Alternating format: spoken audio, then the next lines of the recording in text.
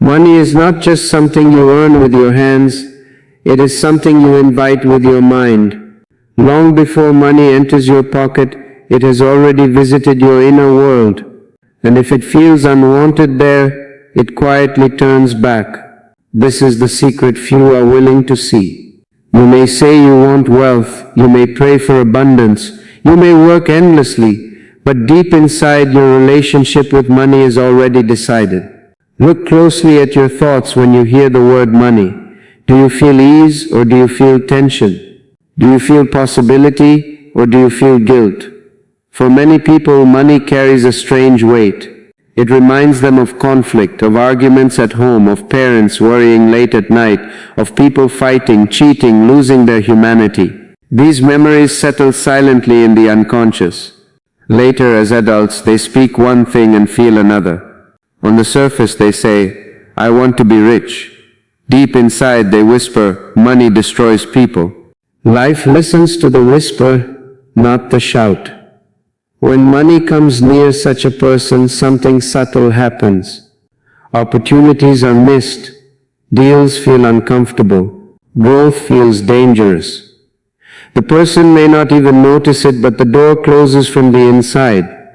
This is why money seems intelligent. It behaves exactly according to how you treat it inwardly. Observe those who handle money with calm respect. They do not worship it and they do not condemn it. For them, money is like water, useful, necessary, neutral. It can nourish and it can destroy, but only depending on how consciously it is used. Such people attract wealth naturally because there is no inner conflict. Their energy is relaxed, open, welcoming. Psychologists have found that people raised with negative money beliefs often hit an invisible financial ceiling. They earn up to a point, and then something goes wrong. A sudden expense, a bad decision, a risky move that makes no sense. This is not fate. This is conditioning expressing itself. Think of money like a guest. If a guest enters your home and feels judged, suspected, or resented, how long will they stay? But if the guest feels respected, not flattered, not feared, simply respected, they relax. They return again. Many spiritual people fall into a subtle trap. They think rejecting money will make them pure. But rejection is not purity. It is fear in disguise. True spirituality includes everything. It does not divide life into holy and unholy. When you divide, you become divided. And a divided mind cannot create abundance. There is nothing spiritual about poverty and nothing unspiritual about wealth. What matters is your consciousness. Money in unconscious hands creates chaos. Money in conscious hands creates beauty. The moment you drop your inner fight with money, something shifts. You no longer chase it and you no longer run from it. You stand centered. From this centeredness, your actions change. You make clearer choices. You take healthier risks.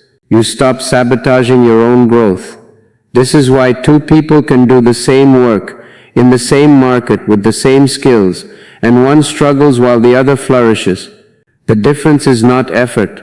The difference is alignment. When your inner dialogue becomes friendly toward money, money feels safe with you. And whatever feels safe tends to stay. Remember this, money reflects your relationship with life itself. If you trust life, money trusts you. If you suspect life, money mirrors that suspicion. Change the relationship inside and the outer reality has no choice but to follow. Poverty is rarely about empty pockets. It is about a mind that does not trust existence. Look closely and you will see this pattern everywhere. A person may have money today and yet live as if tomorrow will steal everything. Another may have very little and still move with ease, confidence, and openness. The difference is not in what they have, but in how deeply they trust life itself. The mind that does not trust is always preparing for loss. It counts, calculates, worries, and tightens its grip. It believes that if it relaxes even a little, everything will disappear. This fear creates a subtle message that goes out into life: I do not believe you will support me. Life hears this message clearly and responds in the same language. Opportunities shrink, flow slows down, possibilities dry up. Notice how fear changes behavior. A fearful person hesitates when it is time to act. They delay decisions. They avoid learning new skills because learning requires investment. They avoid growth because growth involves risk. Slowly, without realizing it, they build a small, tight world where nothing new can enter. This world feels safe, but it is suffocating. Trust works in the opposite way. Trust is not blind belief, it is a relaxed intelligence. A person who trusts life does not waste energy on constant worry. Their mind is available, creative, alert. They see openings where others see walls. When an opportunity appears, they are ready, because their inner posture is open. Think of a child learning to walk. The child falls again and again, but there is no calculation, no inner debate about whether walking is worth the risk. There is trust in the process of life itself. This trust is what allows growth. When adults lose this trust, they stop growing, not just emotionally, but financially as well. Research in psychology shows that people who live in chronic scarcity thinking make poorer long-term financial decisions. Fear narrows perception. It focuses the mind only on survival, never on expansion. A person in fear may save excessively yet remain poor in quality of life, health, and opportunity. Another may invest wisely, share generously, and grow steadily not because they are reckless but because they trust their capacity to respond to life. Many people believe holding on tightly will protect them. In reality, holding on too tightly prevents circulation. Money, like blood, must flow to keep the system alive. When it is blocked by fear, it creates stagnation. Stagnation eventually turns into decay. Look at nature. A river that stops flowing becomes a swamp. A tree that stops giving fruits dries up. Existence supports those who participate in its rhythm. When you trust, you move with life instead of against it. Trust also changes how you spend. Fearful spending is filled with guilt and anxiety. Trustful spending is conscious and joyful. It is not wasteful, but it is not stingy either. It understands that investing in growth, education, health, tools, experiences is a way of saying yes to life. When you trust life, you also trust yourself. You know that even if things go wrong, you will learn, adapt, and rise again. This confidence becomes magnetic. People feel it. Opportunities respond to it. The moment trust replaces fear, the struggle with money begins to dissolve. You are no longer fighting for survival. You are participating in a larger flow. And in that flow, support appears in ways the fearful mind could never imagine. Most people do not fail financially because they lack talent, opportunity, or intelligence. They fail because somewhere deep inside they do not feel deserving. This feeling is rarely conscious. On the surface they may appear confident, ambitious, even aggressive in their goals. But beneath that surface lives a quiet voice saying, "This is too much for me," or "People like me don't get this kind of life." The sense of unworthiness is usually planted early. A child is compared, corrected, scolded, ignored. Love becomes conditional. Slowly the child learns, I must earn approval. I must not want too much. I must stay within limits. These lessons do not disappear with age. They grow roots. Later, when success comes close, the old voice awakens and whispers, "This is not for you." Watch how this plays out in real life. Someone gets a good job and suddenly their performance drops. Someone builds a successful business and then makes a careless decision that destroys it. Someone earns well but spends impulsively, creating constant financial chaos. These are not accidents. They are unconscious attempts to return to a familiar inner level of comfort. Psychologists call this the upper limit problem. Studies show that people unconsciously self-sabotage when their external success exceeds their internal self-image. The mind seeks familiarity, not happiness. If struggle feels familiar, peace feels threatening. This is why sudden wealth often disappears quickly. Many lottery winners lose everything within a few years. They were given money but not the inner capacity to hold it. Wealth arrived faster than their self-worth could expand. So the system rejected the excess like a body rejecting a foreign object. Notice how people react when they receive something good. Compliments make them uncomfortable. Help makes them uneasy. Success makes them restless. They immediately try to justify it, minimize it, or get rid of it. This is unworthiness expressing itself politely. Money responds to this inner climate. It does not argue. It simply mirrors. When you feel undeserving, money cannot settle with you. It feels like an intruder, and sooner or later it leaves. To feel worthy does not mean ego. Ego says, I am better than others. Worthiness says, I am part of existence. Ego compares. Worthiness accepts. Ego is loud and defensive. Worthiness is silent and grounded. When you start respecting yourself, your relationship with money transforms naturally. You stop tolerating chaos. You stop making decisions from guilt or fear. You begin to choose what supports your growth rather than what punishes your past. Look at how you treat yourself daily. Do you overwork to prove value? Do you undercharge for your skills? Do you delay rest, joy, or learning because you feel you must first suffer? These are not signs of humility. They are signs of hidden self-rejection. Life cannot give abundantly to someone who is constantly rejecting themselves. That would be violence, not compassion. Life waits for alignment. When you accept yourself, you give existence permission to support you fully. You stop feeling embarrassed about wanting a comfortable life. You stop apologizing for your dreams. You understand that abundance is not stolen from others. It is created through awareness and participation. The moment you realize you do not have to earn the right to exist, something relaxes inside you. From that relaxation, intelligence flows. From intelligence, right action arises. From right action, wealth becomes a natural byproduct. Money stays where it feels allowed. It grows where it feels respected. And it disappears where it feels like a mistake. The deepest poverty is not lack of money. It is the belief that you are not enough to receive life's generosity. When this belief dissolves, the outer world begins to reorganize itself around a new center, one that finally knows its own worth. People believe that money comes from effort, from long hours, from struggle, from exhaustion. This belief keeps millions trapped in a silent prison.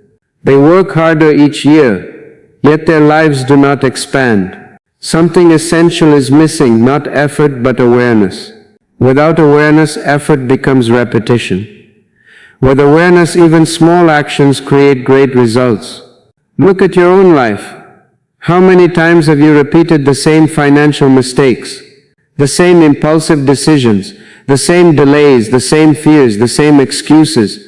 Effort alone does not break patterns, only seeing does. And seeing happens through awareness. An unconscious person lives on autopilot. They react instead of responding. When money comes, they spend without presence. When money is scarce, they panic without clarity. In both situations, they are absent.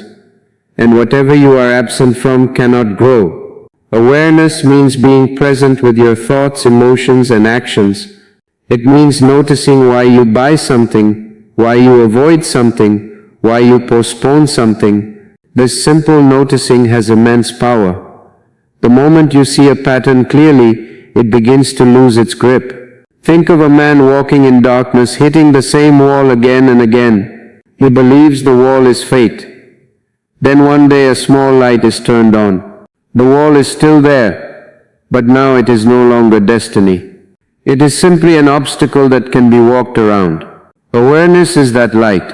Studies in decision science show that people who regularly reflect on their choices improve financial outcomes significantly over time. Not because they work harder, but because they work smarter. Awareness reduces emotional spending, impulsive risk-taking, and fear-based decisions. It aligns action with intelligence. Effort without awareness is like rowing a boat without knowing the direction. You may row all day and end up exactly where you started, tired, frustrated, and confused. Awareness gives direction. It turns effort into progress. Notice successful people closely. They are not always the most hardworking, but they are the most attentive. They learn quickly because they observe deeply. They fail, but they do not repeat the same failure. They listen to the market, to people, to themselves. Awareness also brings patience. An unconscious mind wants quick results, fast money, immediate relief. A conscious mind understands timing. It knows when to wait and when to act. This sensitivity saves enormous energy and prevents costly mistakes. When you act with awareness, fear loses its control. Fear thrives in unconsciousness. When seen, it weakens. You may still feel fear, but it no longer decides for you. You decide from clarity, not compulsion. Money responds to this clarity. It flows toward those who can handle it consciously. It avoids those who are asleep because sleep creates chaos. Life is protective. It does not give sharp tools to those who are unaware. Awareness also changes how you define success. You stop chasing money as an escape from inner emptiness. Instead, you allow money to support a life that already has meaning. This removes desperation, and desperation repels abundance. The moment awareness becomes your foundation, struggle begins to fall away. You still work, but work no longer feels like punishment. You still face challenges, but challenges become lessons rather than curses. When awareness leads, effort follows naturally, and when these two move together, wealth is no longer a distant dream. It becomes a consequence of living with open eyes, a steady mind, and a conscious heart. The final misunderstanding about wealth is this. People think money will give them peace, freedom, and power, but watch closely. When money controls your emotions, you remain poor, no matter how much you have. A person who becomes anxious when money decreases and arrogant when it increases is still a prisoner. The chains may be golden, but they are chains all the same. True richness begins the day money stops deciding your inner weather. If a number in a bank account can steal your sleep or inflate your ego, then money is your master. And life never gives abundance to someone who is mastered by what they seek. Life gives abundance to those who can remain centered. Observe how people react to gain and loss. One good deal and they feel superior. One setback and they collapse. Their identity rises and falls with numbers. This is not wealth, this is emotional dependency. Money becomes a drug, creating highs and lows, excitement and depression. A centered person experiences money differently. When it comes, there is gratitude but no intoxication. When it goes, there is alertness but no despair. Such a person understands that money is a tool, not a measure of worth. Because their worth is rooted deeper than possessions, they cannot be shaken easily. This inner stability creates an invisible strength. Decisions are made calmly, not in panic. Risks are taken consciously, not compulsively. Losses are faced with learning, not self-hatred. Gains are used wisely, not wastefully. This emotional maturity is rare, and this is why true wealth is rare. Look at how stress destroys health, relationships, and creativity. Studies show that chronic financial anxiety reduces cognitive performance and increases impulsive behavior. In contrast, emotional regulation improves long-term financial outcomes. Peace is not just spiritual, it is practical. When money no longer controls your inner state, your actions become clean. There is no hurry to prove, no rush to show, no desperation to impress. You stop buying things to fill inner emptiness.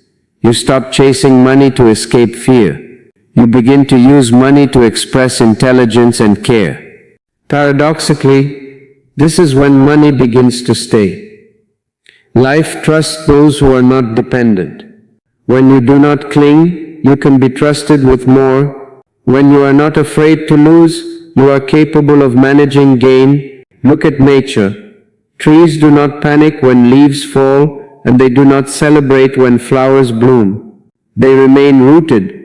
Because they are rooted, seasons pass without destroying them. Human beings lose richness because they are uprooted from their center.